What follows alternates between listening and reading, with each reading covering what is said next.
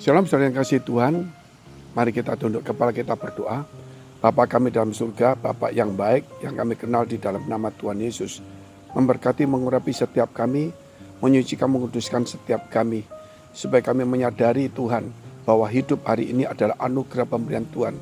Sehingga kami boleh persembahkan kepada Tuhan menjadi hari yang berkualitas bagi Tuhan. Di dalam nama Tuhan Yesus, yang sakit disembuhkan, yang punya masalah persoalan tantangan diberi kekuatan dan pemulihan di dalam nama Tuhan Yesus. Haleluya. Amin. Mari kita mendengarkan pesan Tuhan dan firman Tuhan renungan hari ini, yaitu bicara Ibrani 12 ayat 28 dan 29. Jadi karena kita menerima kerajaan yang tidak tergoncangkan, marilah kita mengucap syukur dan beribadah kepada Allah menurut cara yang berkenan kepadanya dengan hormat dan takut. Sebab Allah kita adalah api yang menghanguskan. Dari sini kita tahu bahwa saudara, bahwa kita telah menerima kerajaan yang tidak tergoncangkan, yaitu yang kekal selama-lamanya. Walaupun bumi bergoncang, walaupun dunia itu bergoncang, tetapi apa yang kita dapat dari Tuhan, kerajaan surga tidak tergoncangkan. Apapun umur kita di bumi, saudara, selama apapun juga, tetapi percayalah bahwa kita akan hidup kekal dengan penuh kebahagiaan dan sebagainya. Karena kita telah menerima kerajaan yang tidak tergoncangkan. Dan itulah kita harus belajar mengucap syukur dalam segala hal. Sebab tanpa mengucap syukur, saudara, maka kita tidak melihat hal-hal yang telah Tuhan berikan kepada kita. Kita hanya melihat ke kiri, ke kanan, kekurangan, kesulitan, tantangan. Kita lupa bahwa penderitaan zaman sekarang yang sedikit, saudara, itu tidak sebanding dengan kemuliaan yang Tuhan berikan kepada kita. Demikian juga dikatakan, mari kita beribadah kepada Allah menurut cara satu berkenan, dua hormat dan takut akan Tuhan. Bukan hanya bersyukur, kita beribadah kepada Tuhan dengan cara berkenan, yaitu hormat dan takut Tuhan. Kalau kita beribadah tidak berkenan dan tidak takut dan hormat kepada Tuhan, apa yang akan terjadi? Firman Tuhan berkata, jikalau kamu menghormati aku, maka aku akan menghormati kamu. Haleluya. Demikian juga kalau kita melihat tiga hal ini, bagaimana cara kita berkenan, saudara? Berkenan bukan hanya memberikan pujian saja dengan ucapan bibir, bukan hanya memberikan persembahan sejumlah uang, bukan hanya datang di gereja, tapi hati kita ada di mana? Dikatakan bangsa ini memuliakan aku dengan bibirnya, padahal hatinya menjauh. Percuma mereka beribadah, karena mereka lakukan adalah ibadah manusia. Hati kita di mana? Demikian juga kalau kita memberikan persembahan, saudara. Maka dikatakan jikalau kita memberikan persembahan, yang tangan satu memberi, yang tangan satunya tidak boleh tahu. Artinya tidak perlu diceritakan semuanya. Demikian juga kalau kita memberikan persembahan di atas mezbah, kita teringat perselisihan, pertengkaran kita dengan saudara kita. Tinggalkan itu dan berdamai lebih dahulu. Sehingga di gereja itu ada perdamaian, kesatuan, kerukuhan. Tidak seperti sekarang.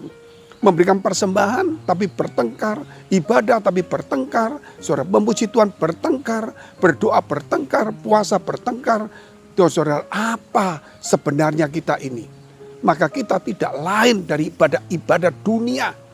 Kita ibadah hanya seremonial, ibadah entertain, ibadah kewajiban, rutinitas.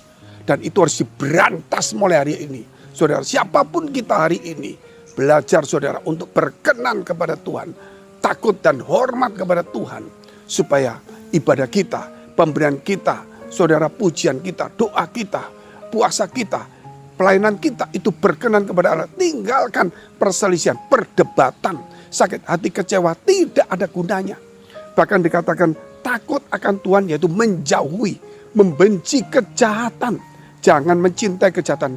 Kenapa saudara kalau kita melihat orang-orang itu, kalau kantor polisi atau aparat itu, kenapa kok dijaga ketat dengan pagar-pagar pengaman?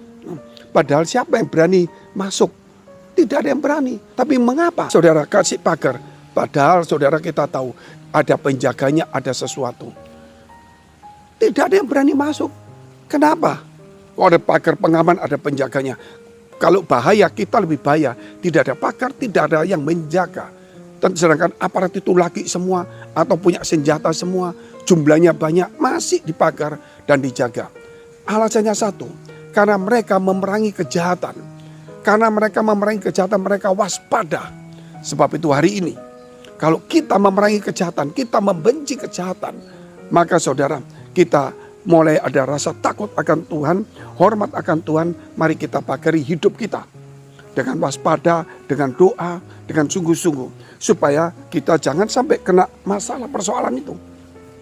Tetapi kalau saudara tidak memerangi kejahatan, tidak memerangi kelaliman, maka saudara, kita hidup santai-santai saja. Nah, karena kita sudah memerangi kejahatan, makanya kita harus benci akan kejahatan itu. Kita takut akan Tuhan. Sebab itu saudara, mari kita jaga hidup kita dengan baik. Karena kita di pihak terang, kita di pihak yang memerangi, memberantas kejahatan. Kita di pihak yang menegakkan keadilan. Mari kita berdoa dan berjaga-jaga dengan rasa takut dan hormat kepada Tuhan. Terlebih supaya kita hidup berkenan. Karena apa? Dikatakan bahwa Allah kita adalah api yang menghanguskan. Jangan sampai saudara segala sesuatu yang kita berikan kepada Tuhan itu akan diuji dengan api. Seperti emas itu diuji dengan api. Apakah itu emas murni atau tidak. Sehingga Ayub berkata, jikalau Tuhan menguji aku, maka aku timbul seperti emas. Itu Ayub 23 ayat 10. Oleh karena itu saudara, kalau kita lihat juga Efesus 2 ayat 10 dikatakan juga bahwa kita adalah buatan Allah. Diciptakan dalam Kristus Yesus untuk melakukan pekerjaan baik yang telah direncanakan dan dikehendaki Allah sebelumnya. Jadi apa yang harus kita lakukan? Persenjatai dengan perbuatan baik. Persenjatai dengan waspada dan siap untuk memerangi kejahatan, membenci kejahatan. Ya, perangi hidup kita, saudara, supaya jangan ada daging rasa malas, sehingga ibadah doa kita, puasa kita, pelayanan kita sampai tidak berkenan. Kita harus buat berkenan. Inilah saudara, jangan sampai ibadah kita, puasa pelayanan kita itu entertain, hanya menangkan manusia, rutinitas, hanya mengejar upah, mengejar jabatan. Tanpa jabatan, tanpa pelayanan, tanpa upah. Kita tetap menunjukkan bahwa inilah aku, anak Allah. Yesus ada padaku. Aku disingkirkan, aku tidak. Aku pelayanan atau tidak. Aku dianggap atau tidak. Inilah aku, anak Allah. Inilah aku. Saudara, jangan waktu anak Allah, saudara dipuji dan dihormati. Tetapi saudara menjadi anak dunia, anak setan, anak kegelapan. Ketika saudara diganti. Itulah saudara sakit hati. Dan itu tidak baik. Puji Tuhan saudara. Mari kita ambil waktu sejenak dan kita berdoa. Bapak yang baik, Bapak yang kami kenal dalam nama Yesus. Kami berdoa untuk mereka yang dalam pergumulan. Mari dekapkan kedua tanganmu dalam dadamu. Jika engkau dalam pergumulan, masalah persoalan tantangan, baik pekerjaan, rumah tangga, kesehatan, pekerjaan, karir, studi, perjodohan. Dan kau yang sakit, tumpangan tangan bagian sakit. Percayalah dalam nama Yesus, jadilah sembuh. Karena Tuhan berkata, imanmu menyembuhkan engkau. Imanmu menyelamatkan engkau. Sumber mukjizat, sumber kesembuhan ada pada dirimu sendiri. Bukan kepada orang lain, yaitu imanmu. Dan jadilah pulih dalam nama Yesus. Haleluya. Dan diberkati Tuhan. Dan apa segala doamu boleh dijawab. Yakin di dalam Tuhan. Tuhan adalah setia. Dan kita akan menerima janji Tuhan. Jikalau kita tekun berdoa, tekun mencari Dia. Haleluya. Dalam nama Yesus, kami sudah mengucap syukur dan berdoa. Amin. Jika saudara masih membutuhkan pelayanan doa dan konseling, silakan hubungi nomor tertera di bawah ini. Tuhan Yesus memberkati.